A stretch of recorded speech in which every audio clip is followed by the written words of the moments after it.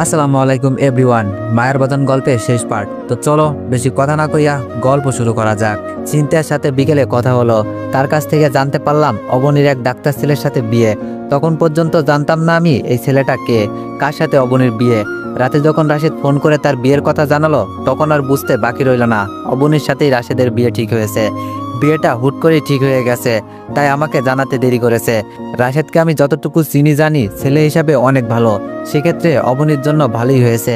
একটা মেয়েকে ভালো রাখার মতো সবকিছুই রাশেদের মাঝে রয়েছে। 2 দিন পর আমি সিনথিয়াকে নিয়ে অবনীর বিয়েতে গেলাম। সিনথিয়া যেভাবে বলেছিল বিয়েতে খুব বেশি মানুষ দাওয়াত দেওয়া হবে না, আসলে বিষয়টা তেমন না। আমরা ছাড়াও অনেক মানুষ এসেছে। কেন জানি মনে হতে লাগলো সিনথিয়ার বাবা মাও হয়তো বিয়েতে এসেছে। আজকে আর আমাদের রেহাই নেই, তবে তারা আসেনি। আসলে আমার জন্যই ভালো হতো, তবে আমার ভালোটা কেন জানি হয় না। অবনীর বউ সাজে খুব ভালো লাগছে না আমার কাছে, তবে খারাপও লাগছে না। সব মেয়েকে বউ হিসাবে ভালো লাগে না, কিন্তু এই মেয়েটাকে লাগার কথা ছিল, তবে লাগছে না। এমনিতেই যতটা সুন্দর লাগে আজকে বউ সাজার পর ততটা সুন্দর লাগছে না। সিনথিয়ার ক্ষেত্রে বিষয়টা তেমন না। সিনথিয়াকে যেদিন প্রথম বউ সাজে দেখেছিলাম সেই দিনই বুঝেছিলাম এটাই এই মেয়ের সর্বোচ্চ ভালো লাগার মতো রূপ। এর থেকে ভালো লাগার মতো রূপ তার আর হতে পারে না। সিনথিয়াকে বউ সাজলে যতটা সুন্দর লাগে অবনীকে ততটা লাগছে না, তবে সুন্দর লাগছে। কোনো রকম ঝামেলা ছাড়াই বিয়েটা হয়ে গেল, আমাদেরকেও কোনো সমস্যায় পড়তে হলো না। বিয়ে শেষ হতে হতে অনেক রাত হয়ে গেল। বাসর ঘর সাজালাম আমি আর সিনথিয়া 2 জন মিলে। সিনথিয়া খুব সুন্দর করে বাসর ঘর সাজিয়েছে, এতটা সুন্দর করে হয়তো তার নিজের বাসর ঘর কেউ সাজায়নি। সবসময় দেখে এসেছি বাসরটা সাধারণত ছেলেদের বাড়িতেই হয়। মেয়ের বাড়ি থেকে মেয়েকে নিয়ে যাবে, তারপর ছেলের বাড়িতে বাসর সাজানো হবে। কিন্তু এখানে ব্যাপারটা ভিন্ন। রাশেদের তেমন আপন বলতে কেউ না থাকায় বাসরটা অবনীদের বাসাতেই করাতে হচ্ছে, যেমনটা আমাদের করতে হয়েছিল। যদিও আমার ওটাতে বাসর বলা চলে না, কেননা বাসর রাতে যা যা করে মানুষ তার কিছুই আমরা করিনি। রাত প্রায় 12টা পার হয়ে গিয়েছে। অবনী আর রাশেদকে বাসর ঘরে ঢুকিয়ে দিয়ে আসার পর অবনীর বাবা আমাদেরকে থাকার ব্যবস্থা করলেন ছোট্ট একটা রুমে, কারণ তিনিও জেনে গিয়েছেন আমরা স্বামী স্ত্রী। তবে এটা জানেন না যে আমরা শুধু নামে স্বামী স্ত্রী, কোনো কাজের না। চিন্তার সাথে বিয়ের পর এই প্রথম এক বিছানায় ঘুমাতে হচ্ছে আমাদেরকে। বাসর রাতে পালিয়ে আসার পর সবসময় আলাদা বিছানাতেই আমরা ঘুমাইছি, কিন্তু আজ সেই সুযোগ নেই। রুমটাও খুব ছোট, নিচে ঘুমানোর মতো তেমন কোনো জায়গা নেই। আমি খুব ক্লান্ত ছিলাম, তাই বিছানা দেখার সাথে সাথে নিজের গা এলিয়ে দিই। ঠিক তখনই সিনথিয়া এসে বলল, আমরা এখানে একসাথে ঘুমাবো। আমি শুয়ে থাকা অবস্থাতেই বললাম, তাছাড়া আর তো কোনো উপায় নেই। তখন সিনথিয়া কপাল কুঁচকে বিছানার দিকে আগাতে আগাতে বলল, উপায় থাকবে না কেন, নিচে তো একটু জায়গা আছে, ওখানে ঘুমান আপনি, আমি উপরে ঘুমাই। সিনথিয়ার এমন কথা শুনে একটু অবাক হলাম না, কারণ এই মেয়ে এমনই, সবসময় নিজের বুঝ বুঝে, খুব স্বার্থপর একটা মেয়ে। আমি তখন বিছানা থেকে উঠে বসে পড়লাম আর বললাম, আমি কেন নিচে ঘুমাবো, শুধু শুধু কেন মশার কামড় খাবো? এমন তো না যে নিচে ঘুমালে আমার অনেক লাভ, কিংবা না ঘুমালে অনেক বড় ক্ষতি হয়ে যাবে। তখন সিনথিয়া মন খারাপ করে বলল, আমি একটা মেয়ে, আর একটা মেয়েকে সেভ রাখার দায়িত্ব আপনার। পুরুষরা চাইলে সবকিছু করতে পারে যা মেয়েরা পারে না, আর নিচে ঘুমালে ঘুম আসবে না। প্লিজ আপনি নিচে ঘুমান আমার জন্য হলেও। আমি কোনো ভাবান্তর না করেই চিন্তার দিকে তাকিয়ে বললাম, মেয়েরা সব কাজই পারে, দেখেন না সমান অধিকার দাবি করে, তাই ছেলেরা যে কাজ পারবে ওইটা তো মেয়েদেরকেও পারতে হবে। আর আমি কেন আপনার কথায় নিচে ঘুমাবো? আপনি তো আমার কেউ না। মানুষ তার আপন মানুষের জন্য সব কষ্ট সহ্য করতে পারে, সব কিছু সয়ে যেতে পারে। আপনি তো আমার আপন কেউ না, তাহলে আমি কেন আপনার জন্য এসব করতে যাব? কে হন আপনি আমার? মনের ভিতরে অনেক অনেক অভিমান নিয়ে কথাগুলো বললাম আমি। আমারও ইচ্ছা করছিল তুলতুলে নরম বিছানাতেই ঘুমাক মেয়েটা। এরকম ফুলের মতো কোমল একটা মেয়েকে কংক্রিটের শক্ত ফ্লোরে ঘুমাতে দিতে পারি না আমি। কিন্তু এই যে অভিমান বড্ড খারাপ জিনিস, কেউ বুঝতে চায় কেউ বা চায় না। চিন্তাও আমার অভিমান ভরা কথাগুলো বুঝতে পারলো কিনা বুঝতে পারলাম না, তবে সেও অনেকটা মন খারাপ করে অভিমানে কণ্ঠে আমাকে বলল, আমি আপনার বউ হই, আর নিজের বউয়ের জন্য এটা করা আপনার কর্তব্য। এই কথা শুনে আমার অনেক রাগ হলো। ইচ্ছে করছিল সিনথিয়াকে গালি দিই, বকা দিই, কিন্তু সেটা করতে পারলাম না। আমি রাগে গড়গড় করতে করতে বললাম, কিসের বউ? আপনি আমার বউ? বউ মানে কি বোঝেন? প্রয়োজনের সময় জামাই মানবেন, আর যখন প্রয়োজন থাকবে না তখন মানবেন না। বাহ, আপনাকে তো নিজের ভালো বোঝার জন্য নোবেল দেওয়া উচিত। কখনো বইয়ের মতো আচরণ করেছেন আমার সাথে? স্বামী স্ত্রীর মধ্যে যা যা হয় তেমন কিছু ভুলেও কি আমাদের মধ্যে হয়েছে? হয়নি। তাহলে কেন আপনি এই সম্পর্কের কথাটা তুলছেন, যেটার অস্তিত্ব শুধু কাগজে কলমেই রয়েছে, বাস্তবে না? কয়দিন পরে তো ঠিকই ওই হাসানের কাছে চলে যাবেন। উনি হবে আপনার স্বামী, আপনার কলিজা, আপনার আত্মার আত্মা। আর আমি হব পর। আমি তো শুধু আপনার প্রয়োজনের স্বামী, ভালোবাসার স্বামী তো হবে অন্য কেউ। আমাকে আপনি এসব বলবেন না, কখনো না। কথাগুলো বলতে বলতে কখন যে চোখের এক কোণে জল চলে আসলো বুঝতেই পারলাম না। তবে সিনথিয়া আমার চোখের জলটা দেখতে পারলো না। আমি তাকে দেখাতেও চাই না। যে ভালোবাসার সে এমনিতেই বাসবে, কোনো কিছু দেখে নয়। চোখের জল দেখে আজকাল আর কেউ ভালোবাসে না, ভালোবাসে মুখের হাসি দেখে। আর সত্য তো এটা, আমি হাসতে পারি না। সিনথিয়া আমার কথাগুলো শুনে প্রচণ্ড কষ্ট পেয়েছে, সেটা আমি বুঝলাম, কিন্তু আমার কিছু করার নেই। কারণ এমন কষ্ট আমি অনেক দিন থেকেই পেয়ে আসছি। যেই মানুষগুলোকে কখনো কাঁদাতে চাইনি, দুঃখ দিতে চাইনি, সেই মানুষগুলোই আমাকে তিলে তিলে কষ্টের আগুনে পুড়িয়েছে। আমিও পোড়াতে জানি, আমিও কষ্ট দিতে জানি। সিনথিয়া আমাকে অনেক কষ্ট দিয়েছে, অথচ চাইলে সে একটু ভালোবাসাও দিতে পারতো, কিন্তু দেয়নি। সে তার প্রেমিকার বিশ্বাস অর্জন করা নিয়ে ব্যস্ত। আমিও আগের থেকে নিজেকে বদলে নিয়েছি। যখন দেখেছি আমার এমন সরাসরি ভালোবাসার বিপরীতে চিন্তার কোনো পরিবর্তন হয়নি, আমি আর কারোর জন্য মায়া কান্না কাঁদতে চাই না, কারোর জন্য বাঁচতে চাই না। যদি বাঁচতে হয় নিজের জন্য বাঁচবো। এই পৃথিবীর মানুষগুলো বড়ই স্বার্থপর, তারা ভালোবাসার মানুষগুলোকে বুঝতে চায় না। আমার কথাগুলো শুনে চিন্তা একটা বালিশ নিয়ে নিচে ঘুমিয়ে যায়। আমিও তাকে না বলি না, আমার মন খারাপের মাত্রাটা আরও বাড়তে। আমিও দেখতে চাই মাত্রাটা আর কত তীব্রতর হতে পারে। ভেবেছিলাম চিন্তাকে সব বলবো। হাসান ছেলে হিসাবে ভালো না, তার চরিত্রের সমস্যা আছে, কিন্তু এখন আর বলবো না। ভালোবাসার মানুষকে অনেক বেশি ভালোবাসার পরেও যখন তার কাছ থেকে অবহেলা ছাড়া আর কিছু পাওয়া যায় না, তখন আগের মতো সেই স্বার্থহীন ভালোবাসাটা আর থাকে না। আমার ক্ষেত্রেও তেমনই হয়েছে। জ্বর হওয়াতে সে আমার সেবা যত্ন করেছিল তার প্রয়োজনেই, কারণ তখনও আমাকে তার দরকার ছিল। অথচ আমি ভেবেছিলাম ভালোবেসে সে এইসব করছে, কিন্তু না, সে আমাকে ভিতর থেকে কখনো ভালোবাসতে পারিনি। তার ভিতরটা অন্য কাউকে চাই, আমাকে চায় না। সকালে ঘুম থেকে উঠেই দেখি সিনথিয়া নেই। বুঝলাম রাতে সে ঘুমাতে পারিনি। বাইরে গিয়ে দেখলাম বারান্দায় একটা চেয়ারে বসে আছে। কাছে যেতেই তার দিকে তাকিয়ে বুঝলাম কাল রাতে অনেক কষ্ট সহ্য করেছে। মশার কামড়ে ফর্সা গাল দুটো লাল হয়ে ফুলে গিয়েছে। আমি তার কাছে গেলেও সে আমার সাথে কোনো কথা বলল না। 2 দিন পর আমরা বিয়ে বাড়ি থেকে চলে আসলাম। চিন্তার সাথে সম্পর্কটা আবার আগের মতো হতে লাগলো। পাশাপাশি রুমে থাকলেও খুব একটা কথা হয় না। আমি বুঝতে পারি ওই দিন রাতে সে অনেক রাগ করেছে, অনেক অভিমান করেছে আমার ওপর। সেই অভিমানটা হয়তো তাকে আমার থেকে দূরে সরে যেতে সাহায্য করছে, কারণ অভিমানও মানুষকে দূরে ঠেলে দিতে পারে, পর করতে পারে। আমারও ইচ্ছে নেই তার অভিমানটা ভাঙানোর, কারণ অভিমান ভাঙানোর জন্য একটা অধিকার থাকার দরকার। সেই অধিকারটা সে আমাকে কখনো দেয়ই নাই। 1 মাস পরের কথা, চিন্তা একদিন আমার রুমে এসে আমাকে বলল, কাল আমি চলে যাচ্ছি, হাসান আমার জন্য অপেক্ষা করবে বলেছে। আমি সবসময়ের জন্য তার কাছে চলে যাচ্ছি। আপনার সাথে অনেক দিন ছিলাম আমি, আপনি আমার কাছে, আপনার অনেক পাওনা আছে। আপনি না থাকলে হয়তো এই পথটা আমি পাড়ি দিতে পারতাম না। আপনার আমার পেছনে যত টাকা খরচ হয়েছে আমি সব দিয়ে দিব। আপনার সাথে অনেক খারাপ ব্যবহার করেছি, আমি সেগুলোর জন্য দুঃখিত। অনেক সময় আপনাকে অনেক আপন মনে হয়েছে, ভালোবাসি বলেও মনে হয়েছে। এখন কেন জানি মনে হয় আপনি আমার অনেক আপন কেউ, কিন্তু বাস্তবতা তো ভিন্ন জিনিস। আপনার সাথে বিয়েটা ছিল একটা দুর্ঘটনা। আমি জানি না আমি কি করেছি, ভুল করছি না সঠিক করছি, সেটাও জানি না। তবে আপনার কাছে আমি সারা জীবন কৃতজ্ঞ থাকবো। মনে রাখবো, অনেক নামে একজন মানুষ ছিল, যে মানুষটার সাথে এতটা দিন একসাথে থাকার পরও কখনো আমার দিকে কখনো খারাপ চোখে তাকায়নি। বিয়ে করা বউ হওয়ার পরেও কখনো স্বামীর দাবি নিয়ে আমার উপর অধিকার দেখাতে আসেনি। আপনি সত্যি অসাধারণ একজন মানুষ। আপনি কি আমার শেষ একটা অনুরোধ রাখবেন? চিন্তার দিকে তাকিয়ে বললাম, মেয়েরা অসাধারণ মানুষ। তারপর আমি কিছু বলি না, অবাক চোখে চিন্তার দিকে তাকিয়ে থাকি। ভাবতে থাকি আমি মানুষটা কতটা অবহেলার পাত্র। জীবনে কম বেশি সবার কাছেই অবহেলার শিকার হয়েছি আমি। বাবা মা, বোন, বন্ধু বান্ধবী, ভালোবাসার মানুষ সবাই আমাকে কোনো না কোনো কারণে অবহেলা করেছে। কারো ক্ষেত্রে হয়তো আমাকে অবহেলা করার কোনো কারণ ছিল, কারো ক্ষেত্রে হয়তো ছিল না, তবে করেছে সবাই। চিন্তাকে দেখে আমার ওই কথাটা মনে হচ্ছে। আমিনুর রহমান একটা গল্পে বলেছিলেন, যে চলে যেতে চাই তাকে যেতে দিন, এটাই আপনার জন্য ভালো। আপনি তাকে ভালোবেসে ভালো রাখার দায়িত্ব নিতে চেয়েছিলেন, কিন্তু সে বিশ্বাস করে আপনার থেকে অন্য কেউ তাকে ভালো রাখবে। কি দরকার যেই মানুষগুলো থাকতে চায় না তাদেরকে রেখে দেওয়ার বিচার চেষ্টা করার? কোনো না কোনো কারণ দেখিয়ে সে আপনার কাছে থেকে যাবে। আর যে ভালোবাসে না, কিংবা ভালোবাসার মতো অভিনয় করে নিজের প্রয়োজনে, সে আপনাকে ছেড়ে যাওয়ার জন্য কারণ খুঁজবে, থেকে যাওয়ার জন্য না। আমি যখন কিছু বললাম না, তখন চিন্তা আমাকে বলল ওর ট্রান্সফারটা হয়নি, কাল স্টেশনে আসবে আমাকে নেওয়ার জন্য। আমাকে ওখানে থাকতে বলেছে। একা তো আর এত কিছু নিয়ে যাওয়া সম্ভব না, তাই বলছিলাম আপনি যদি একটু সাহায্য করতেন। আমি চিন্তার দিকে তাকিয়ে হাসি। চিন্তা আমার হাসির কারণটা বুঝতে পারে না। আমি চিন্তাকে বললাম, এতদিন যখন আপনার প্রয়োজনে এসেছি, শেষবেলায় এসেও আপনাকে সাহায্য করব। আমি আপনার মতো না। আর হ্যাঁ, টাকার কথা বললেন তো, যতটা ছোট মনের মানুষ ভাবেন, আসলে ততটা ছোট মনের মানুষ আমি না। আমার যদি আপনার কাছ থেকে টাকাগুলো ফেরত নেওয়ার ইচ্ছাই থাকতো তাহলে কখনো খরচই করতাম না। কথাগুলো বলেই আমি আমার রুমে চলে যাই। সারা রাত মন খারাপ করে শুয়ে থাকি। কালকে সিনথিয়া আমাকে ছেড়ে চলে যাবে, এটা মানতে কষ্ট হচ্ছে। কাল থেকে আবার আমি একা হয়ে যাব। সিনথিয়াকে হাসানের কাছে রেখে আমি আবার বাবা মায়ের কাছে চলে যাব।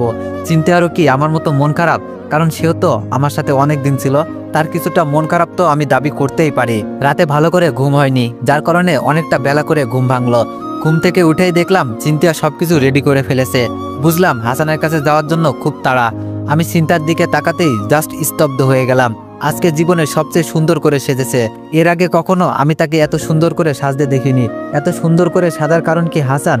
অথচ আমার জন্য কখনো এভাবে সাজেনি সে। তারপরেও আমি নির্লজ্জের মতো তাকে ভালোবেসতে চেয়েছি। না, আর না, অনেক হয়েছে। আমি আর তাকে কখনো আর নিজের করে নিব না। সে যদি হাসানের কাছ থেকে চলে আসে তবুও আমি তাকে ফিরিয়ে দিব। সে আমার ভিতরটাকে অনেক জ্বালিয়েছে।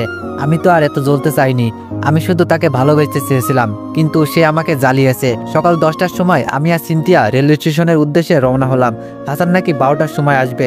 স্টেশনটা আমাদের এখান থেকে কিছুটা দূরেই। সিনথিয়া একটু আগেই রওনা দিয়েছে। আমি সিনথিয়ার দিকে তাকাচ্ছি না।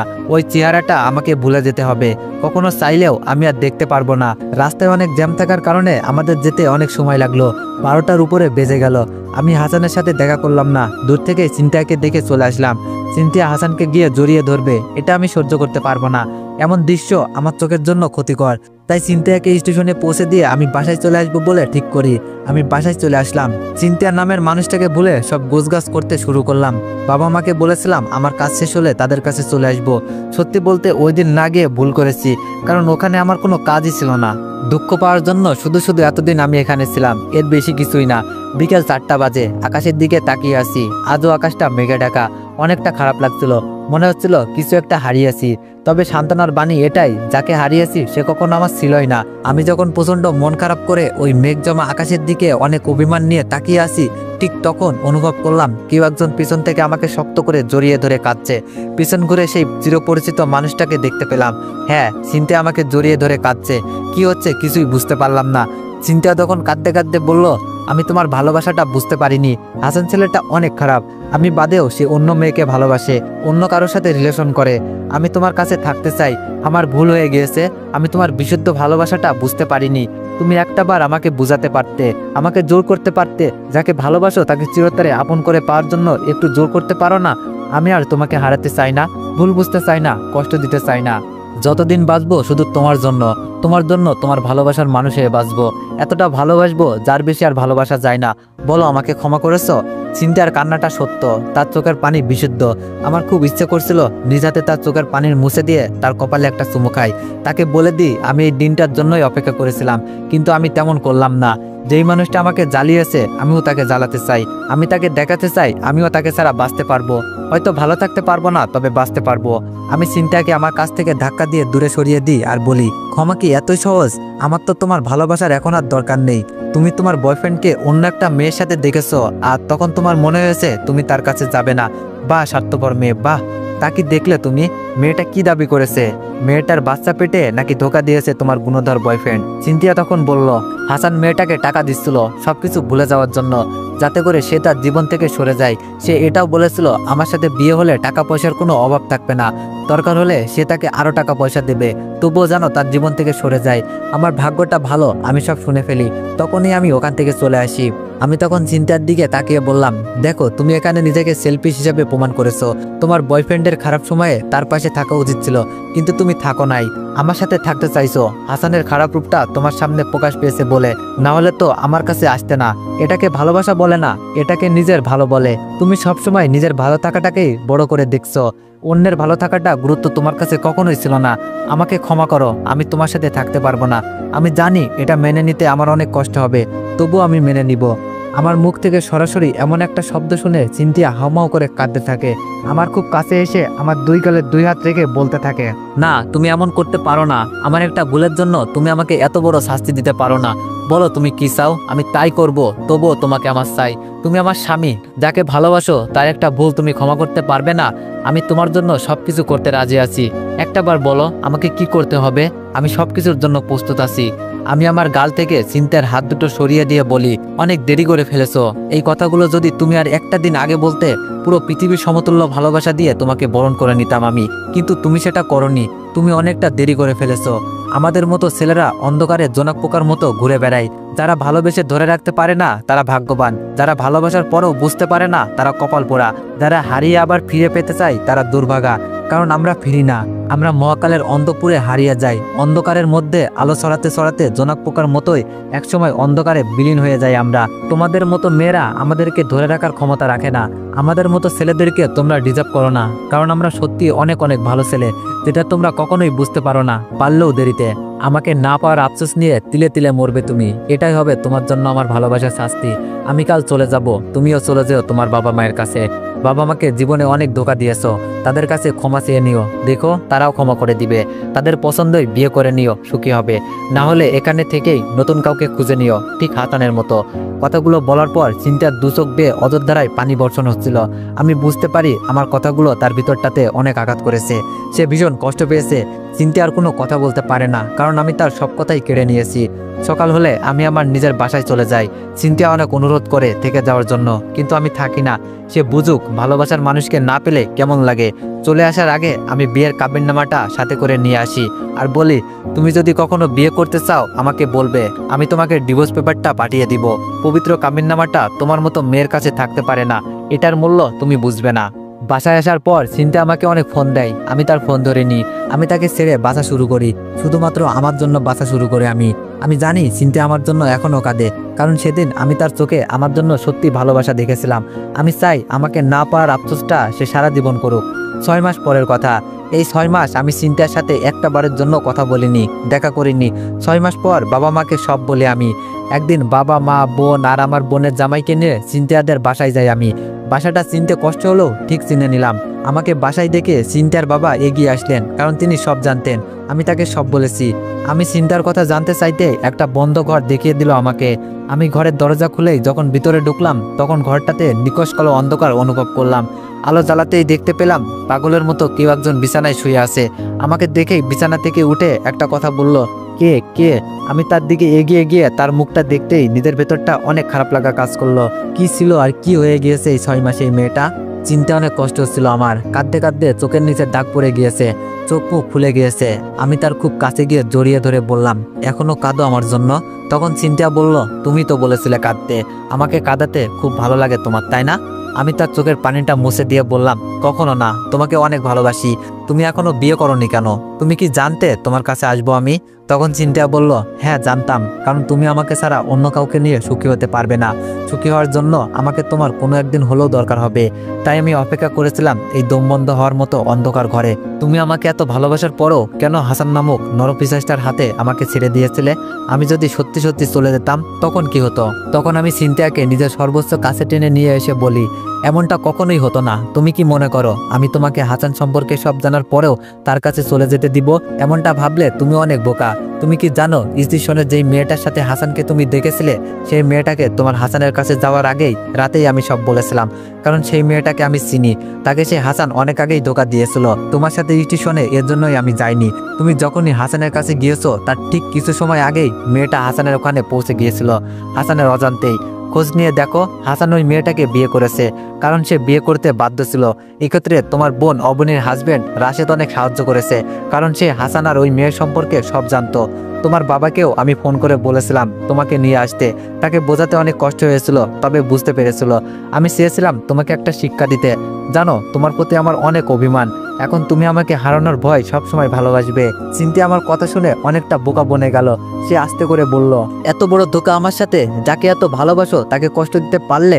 আমি তখন চিন্তার গালে হাত দিয়ে বললাম, কষ্ট দিয়েছি আরো বেশি ভালোবাসা পাওয়ার আশায়, তবে তোমাকে এমন অবস্থায় দেখে অনেক কষ্ট পেয়েছি। তখন চিন্তা বলল, কেন? আমি অনেক কেঁদেছি সেই জন্য? আমি তখন হেসে বললাম, আরে না, কি যে বলো তুমি, এটা কোনো কারণ না। আমি ভেবেছিলাম তোমাকে দেখার পর তোমাকে জড়িয়ে ধরে চুমু খাবো, কিন্তু তুমি এই 6 মাসে নিজের কোনো যত্ন নাওনি। তোমার ঠোঁটের কি অবস্থা, চরচর হয়ে গেছে। চুমু খাওয়ার খুব ইচ্ছে ছিল, কিন্তু তুমি তোমার ঠোঁটের একটুও যত্ন নাওনি। এটা দেখে আমার খুব কষ্ট পেয়েছে। নিজের যত্ন নেওয়া আর না নেও, ঠোঁটের যত্নটা অন্তত নেওয়া উচিত ছিল তোমার। তখন চিন্তিয়া রাগ দেখিয়ে অনেক ভালোবেসে বলল, অসভ্য, তুমি এত খারাপ হলে কবে থেকে? আমি কিছু বলতে যাব তার আগে চিন্তা আমার ঠোঁটটাকে নিজের করে নিল। আজ আমাদের জন্য নতুন করে বাসর সাজানো হয়েছে। চিন্তা বাসর ঘরে বউ সেজে বসে আছে। আমি রুমে ঢুকেই দরজা লাগিয়ে দিয়ে চিন্তার পাশে গিয়ে বসলাম। বিছানায় কোলবালিশ দেখিয়ে চিন্তাকে বললাম, তোমার থেকে মনে হয় ওটার সাথে বাসর করলেই বেটার হবে। তুমি একদিন বলেছিলে কোলবালিশের সাথে বাসর করতে। আমার এমন কথা শুনে চিন্তা প্রচণ্ড রেগে গেল। সে বিছানার উপর থেকে কোলবালিশটা নিয়ে জানালা দিয়ে বাইরে ফেলে দিল। আমি তাকে যখন বললাম, কি করলে তুমি? ওটা অনেক দাম দিয়ে কিনেছিলাম আমি। বিয়ের আগে ওইটাই আমার একমাত্র ভালোবাসার মানুষ ছিল, আর তুমি কিনা ওটা ফেলে দিলে? তখন চিন্তিয়া আমার পাঞ্জাবির কলার চেপে ধরে বলল, আমি ছিলাম না তখন তোমার এটার দরকার ছিল, এখন তো আমি আছি, তাহলে ওটা দিয়ে কি ঘাস কাটবে তুমি? যতদিন বাঁচবো আমাকেই না হয় কোলবালিশ হিসাবে ব্যবহার করো। দুইজন দুজনের কোলবালিশ হয়ে আজীবন বেঁচে থাকবো। আর ভুলেও যেন ওটার কথা না শুনি। আমি চিন্তাকে জড়িয়ে ধরে ঘুমিয়ে পড়ি। তো এভরিওয়ান, অনেক কিছুই বলার ছিল। রোজা রমজান মাস তো, তাই কিছু বললাম না, তোমরা বুঝে নিও। সকালে ঘুম থেকে উঠে দেখি চিন্তিয়া আমার সামনে দুইটা টিকিট হাতে বসে আছে। আমি জিজ্ঞেস করতেই চিন্তিয়া বলল, হানিমুনের টিকিট বাবা আমাদের জন্য গিফট হিসেবে দিয়েছে। আমি বললাম, হানিমুনে কোথায় যেতে হবে, কক্সবাজার নাকি জাফলং? তখন চিন্তিয়া বলল, কক্সবাজারও না জাফলংও না, সোজা সুইজারল্যান্ড। আমি রাগ করে বললাম, এত টাকা খরচ না করলেও পারতে, বাংলাদেশেই তো সুন্দর হানিমুন করা যেত। তখন চিন্তিয়া আমার হাতে হাত রেখে বলল, আমার বাবার এত এত টাকা পয়সা দিয়ে কি করব বলো? ওইসব তো আমারই, আর আমি তোমার, টাকাগুলোও তোমার, আমার সবকিছুই তো তোমার। আমি কিছু বলি না, শুধু চিন্তিয়ার হাত শক্ত করে চেপে ধরে এগিয়ে গিয়ে বলি, এত ভালোবাসা কই রাখবো আমি? তখন চিন্তিয়া বলে, কোথাও রাখতে হবে না, আমাকে ফেরত দিও। তো এভরিওয়ান, গল্পটা কেমন লাগছে সবাই একটু কমেন্টে জানাবেন। আর নেক্সট গল্প খুব শীঘ্রই আসবে। ধন্যবাদ।